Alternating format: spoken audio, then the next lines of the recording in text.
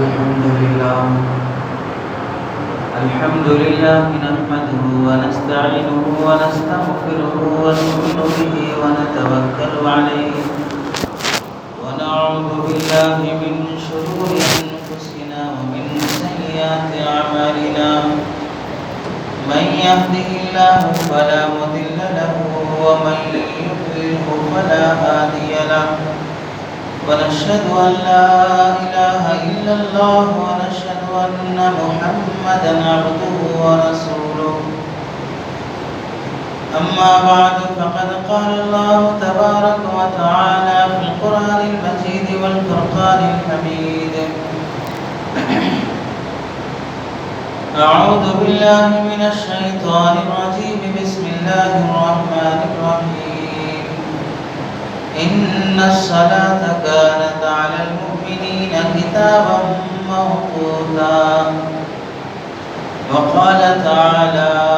واركعوا مع الراكعين اللهم صل على سيدنا محمد وعلى آل سيدنا محمد وبارك وسلم اللهم صل على سيدنا محمد وعلى آل سيدنا محمد وبارك وسلم اللهم صل على سيدنا محمد وعلى آل سيدنا محمد وبارك وسلم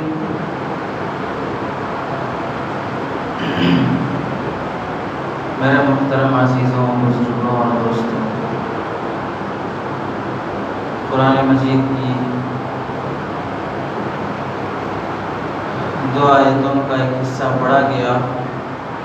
جس کا تعلق نماز سے اور باجماعت نماز سے،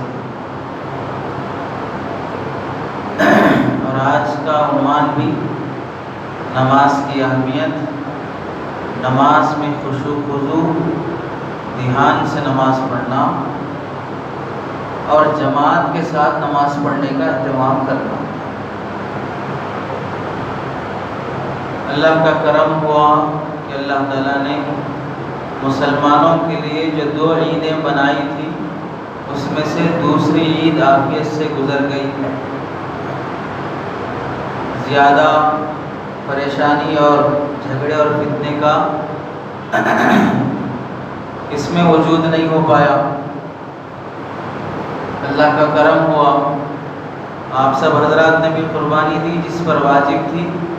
اور قربانی کے مسائل پہلے سے آپ حضرات جان بھی رہے تھے اور علم میں بھی آ گئے۔ ایک مسئلہ اس متعلق بتانا ضروری تھا جو درمیان میں بتا بھی دیا گیا تھا۔ عید کے موقع پر یہ بات آئی تھی کہ اگر کسی آدمی کے پاس حرام پیسہ ہو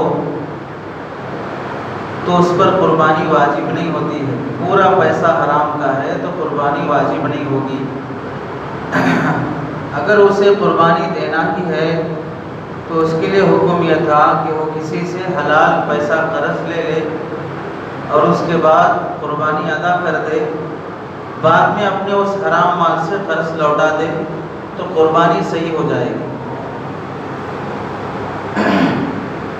اس میں ایک سمجھنے کی بات یہ رہ گئی تھی کہ پھر تو ہر آدمی جس کے پاس حرام پیسہ ہے وہ حرام مال سے قربانی دینے کی جرات کر لے گا کہ بھئی قرض لے لو اور قربانی دے دو، حرام مال بھی ہو کوئی فرق نہیں پڑتا، قربانی ادا ہو جائے گی۔ تو اس میں یہ بات یاد رکھنے کی ہے کہ ایک چیز ہے نفس قربانی تو ادا ہو جائے گی، لیکن یہ حرام پیسے سے جو قرضہ ادا کریں گے اس کا گناہ ہوگا۔ یعنی اس میں یہ چھوٹ نہیں ہے کہ آپ قربانی دے دیں گے تو کوئی پریشانی کی بات نہیں ہے، آپ کو کوئی گناہ نہیں ہوگا، ایسی بات نہیں ہے۔ آدمی حلال پیسے سے قربانی ادا کر کے حرام پیسے سے جو قرضہ لوٹا رہا ہے اس حرام پیسے سے قرضہ لوٹانے کا گناہ ہوگا اور حرام کا گناہ ہوگا۔ اس واسطے یہ مسئلہ بتانے سے پہلے بھی یہ بات آئی تھی کہ آدمی حرام سے بچے، حرام کی نحوست نسلوں تک چلتی ہے۔